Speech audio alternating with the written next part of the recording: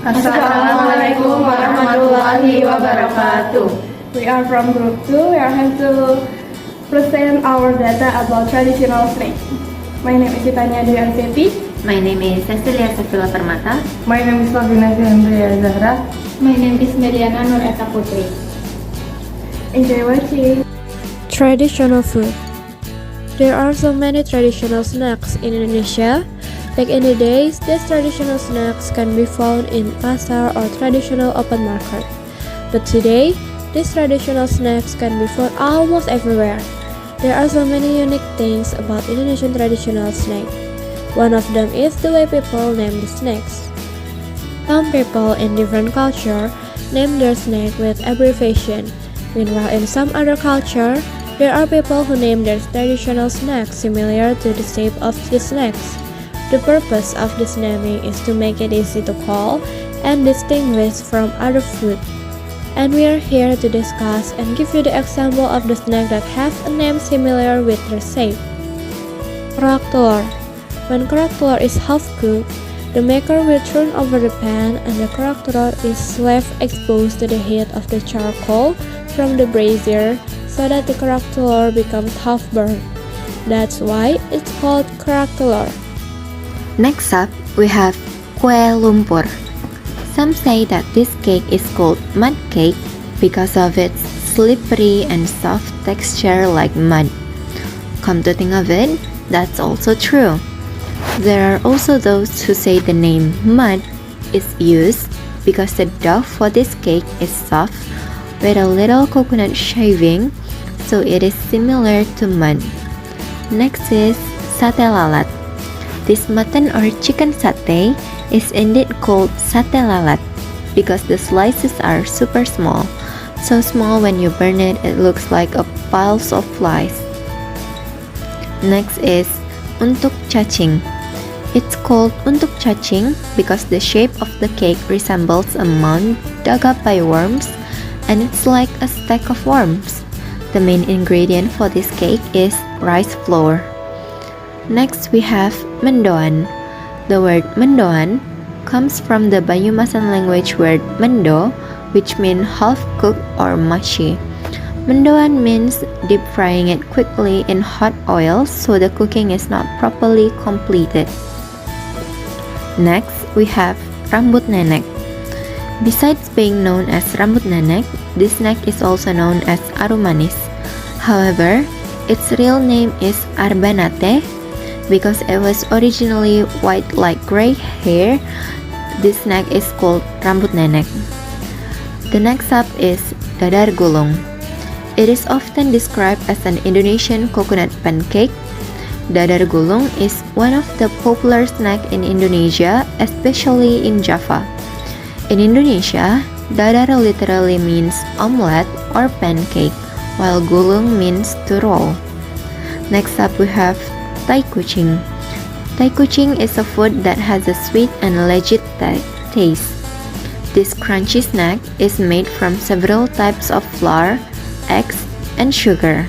This snack has also another name called widaran. The next is putri salju. Putri salju is an Indonesian cookie shaped like crescent and covered with powdered sugar. The name putri salju is referring to the powdered sugar coating that resembles the snow. The next is sarang semut. Sarang semut name is taken because its shape is similar to a real ant nest.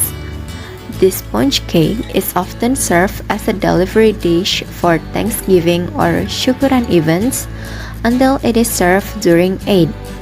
The next is Kuping gajah. Kuping gajah is one of the original traditional Indonesian snack. It has a unique shape and a sweet, crunchy taste. Its shape is true to its name, elephant ears. Next is roti buaya.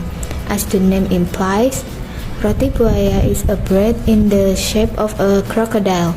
This special Betawi bread is a mandatory handover in a traditional Betawi wedding. The groom must bring it there during the wedding ceremony. Lidah kucing. In the Netherlands, kue lidah kucing is known as katengtongen, which means cat tongue.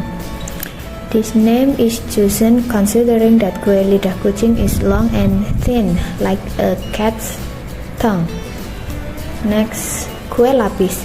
This cake usually consists of two colors that are layered.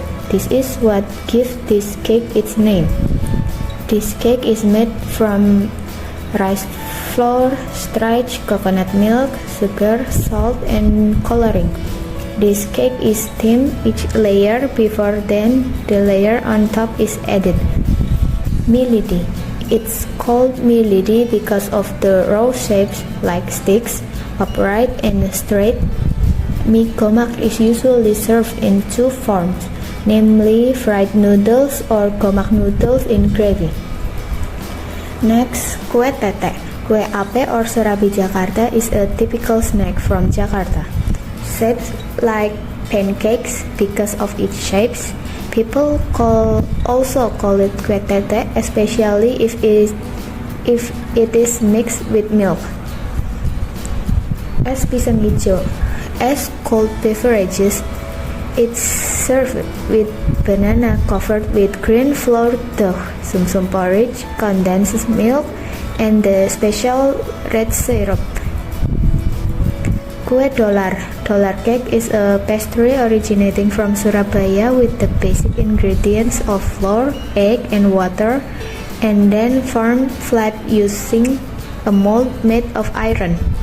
The flat shape is what causes this cake to be named dollar cake because it is similar to the shape of Indonesian coins in ancient times. Next, kuku macan. Kuku macan is a type of cracker snack originating from Kalimantan, which is made from a mix of tapioca flour and mackerel fish. This snack is also known as amplang crackers, called tiger nails because their shape is very similar to the real tiger nails. And the next is untir-untir.